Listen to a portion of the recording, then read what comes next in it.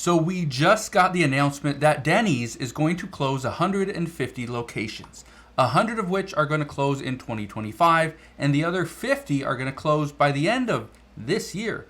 That means in the next couple of months, we're going to see 50 Denny's locations close. They will be no more. Now, I'm going to break down what's going on, what we are now being told, and why this is a warning sign for all people living in the United States. So, I'll break all this down in just a moment, but all I ask is one thing. It takes 2 seconds. Go ahead, hit that like button if you enjoy these daily updates. And now, let's begin.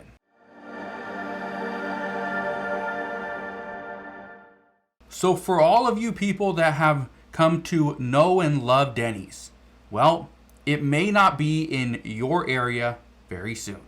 We now know Denny's is closing 150 restaurants according to the company just this morning.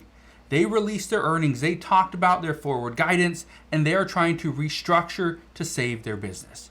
Now, I want to read a little bit of this article from CNN. It says right here, 50 locations are set to close by the end of 2024, while the remaining 100 will shutter in 2025. Denny's announced in an earnings call on Tuesday. That amounts to a tenth of its restaurants, leaving 1,375 locations once completed. Now, we do not know exactly which restaurants are going to be shuttered, but the report does say that we will know that in the coming weeks.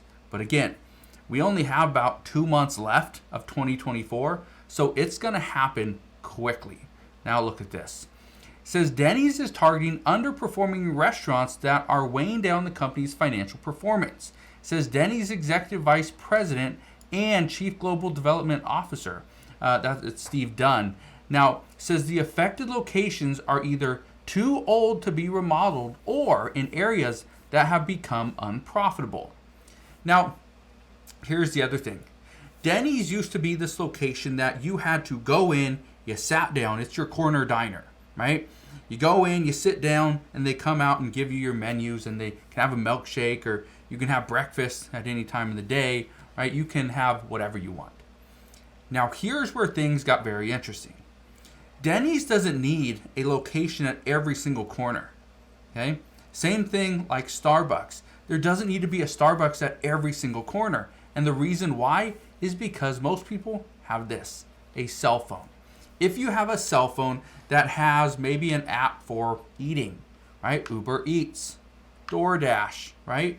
Those are just to name a few, or a couple. But if you have an app that you can order straight from your phone, you don't need to go 5 miles down the road to a Denny's. You can simply pull up your phone, order it from whatever location, and somebody will bring it straight to your door, straight to your business, your home, your hotel room, wherever you want it. They will bring it right to you. That's where things have changed.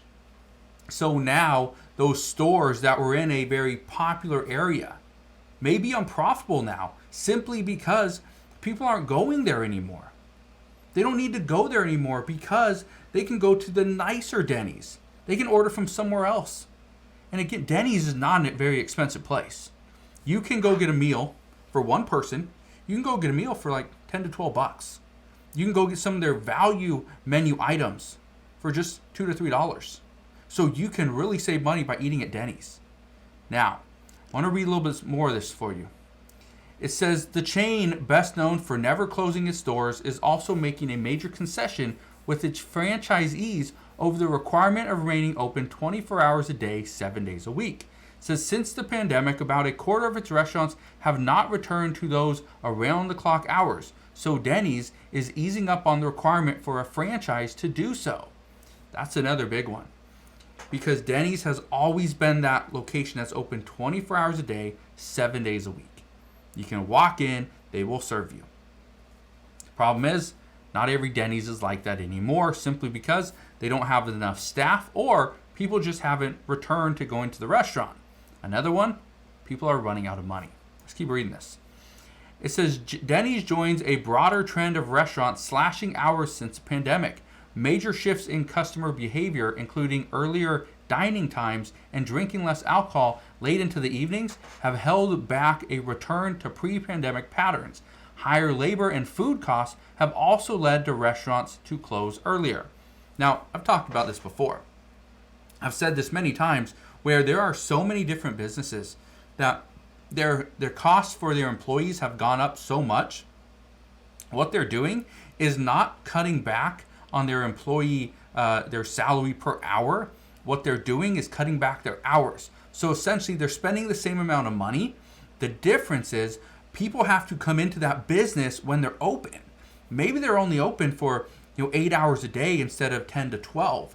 Well, if you can save 2 to 4 hours of employee costs, then the consumer just have to come in at the same time. So you're cramming in more revenue into a shorter period of time. But again, your costs for your employees actually comes down. So again, just another way to conduct your business and still be profitable. Let's keep reading this.